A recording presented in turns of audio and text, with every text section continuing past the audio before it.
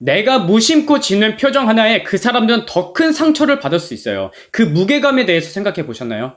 그런데 전망이 좋아서 안정적이어서 사회복사를 하고 싶다?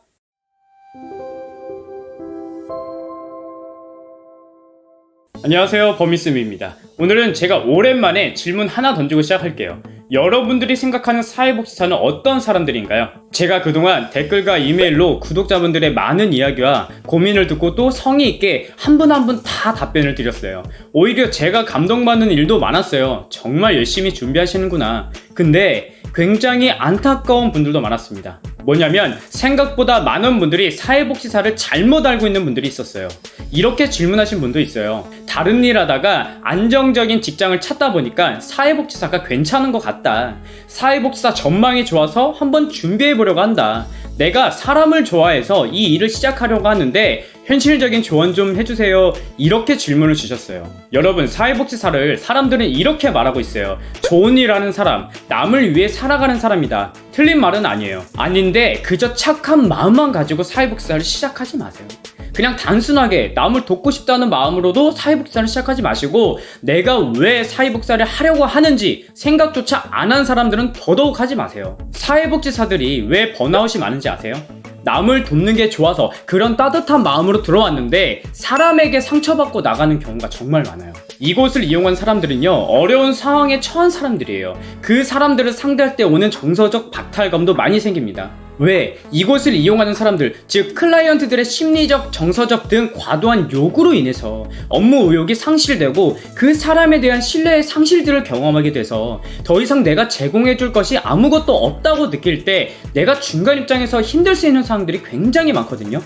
그 사람들은 나랑 이야기하는 게 중요한 게 아니에요. 무언가를 얻어야 되는 상황이니까. 나를 통해서 서비스를 제공받아야 하는 사람들이니까. 어떤 경우는 자신들이 서비스 제공 못 받았다고 협박을 하거나 직접 찾아와서 민원을 넣는 경우도 수차례예요. 그냥 다이렉트로 시설장 찾아간다니까? 그리고 시설에서 추구하는 가치관과 내가 사회복지사를 시작하려고 했던 가치관과 맞지 않아서 나가는 경우도 많습니다. 어떤 시설은 실적주의가 강한 곳도 있어요. 무슨 사업을 하든지 과정보다는 결과가 더 중요하고 실적이 더 중요해. 근데 이게 끝이 아니에요. 사회복지사 힘든 점이라고 구글에 검색하면 수백 가지 검색 결과가 나오는데 이용인이 사회복지사를 폭행하거나 폭언하는 사건들, 수많은 야근과 그들만의 고충 이야기가 나와요. 여러분이 이런 상황에 처했다면 정말 열정적으로 시작했던 그 마음들이 한순간에 꺾이고 맙니다. 실제로 저는 댓글과 이메일로 상담을 받고 나서 오히려 그분들에게 되물어봤어요. 당신은 왜 사회복지사를 하려고 하냐? 돈 못 버는 직업이라는 거 뻔히 알고 정신적인 스트레스가 많다고 하는 사회복지사를 당신은 그걸 다 감당할 수 있는지 되물어봤어요. 물론 사회복지사도 직업이니까 월급에 민감할 수 있어요. 아니, 사회복지사도 먹고는 살아야 되니까. 근데 저는 이런 사람들이 사회복지사를 해야 한다고 생각해요. 사회복지사는 첫째도 둘째도 내가 행복해야 됩니다. 그래서 남을 도울 때 느끼는 가치가 돈보다 더 커야 돼요. 그리고 누가 시키지 않아도 스스로 전문성을 키우기 위해 연구하고 공부할 수 있는 사람들이 해야 한다고 생각합니다. 내가 행복하지가 않는데 누굴 행복하게 해줄 수 있을까요? 아까도 말했지만 사회복지사를 어떤 사람들이 찾나요? 정말 어려운 상황에 처한 사람들, 내가 도움을 받지 못하면 더 이상 버틸 수 없는 절벽에 서 있는 사람들, 그런 사람들이 사회복지사를 찾는데 내 말 한마디로 그 사람들의 인생이 바뀔 수 있다니까요. 내가 무심코 짓는 표정 하나에 그 사람들은 더 큰 상처를 받을 수 있어요. 그 무게감에 대해서 생각해 보셨나요? 그런데 전망이 좋아서 안정적이어서 사회복지사를 하고 싶다?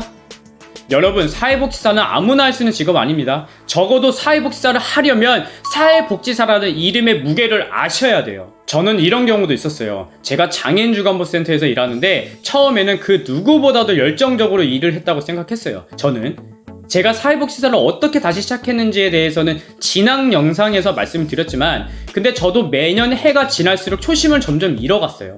그래서 매일 반복되는 일상을 어느 순간 의무감으로 하는 나를 발견했고 어느 날은 청소년 자원봉사자와 함께 프로그램을 하는데 이런 생각이 드는 거예요. 저 봉사자가 지금 나보다 더 나을 수 있겠다. 지금 이 시간에 친구들과 데이트하고 놀고 싶을 텐데 정말 자신이 원해서 자기 시간 할애해서 우리 아이들이랑 웃으면서 놀아주는 모습이 매일매일 의무감으로 하는 나보다 더 나을 수 있겠구나. 내 자신을 대신해도 부족함이 없겠다. 이렇게 위험한 생각까지 했습니다. 여러분, 사회복지사는 끊임없이 자각해야 돼요. 내가 지금 어떤 사람들을 상대로 일을 하고 있는지 계속 자각하지 않으면 쉽게 소진되는 직업이 사회복지사입니다. 그렇지 않으면 권태기 슬럼프는 점점 빠르게 다가올 것이고 결국 소진까지 이어질 수 있어요. 사회복지사를 한다고 마음을 먹었으면 적어도 나한테 적합한 직업인가 한번 고민해보세요. 이제는 운전면허증 다음으로 많은 게 사회복지사 자격증이라고 해요. 그런데 사회복지에 대한 기본적인 이해와 현장에 대한 상황을 전혀 모르고 시작하는 사람들이 너무 많아졌어요. 실제로 사회복지사 2급 자격증 하나만 들고 무조건 복지관에 들어가고 싶다고 하시는 분들도 많아졌어요. 그분들을 위해서 냉정하게 말할게요.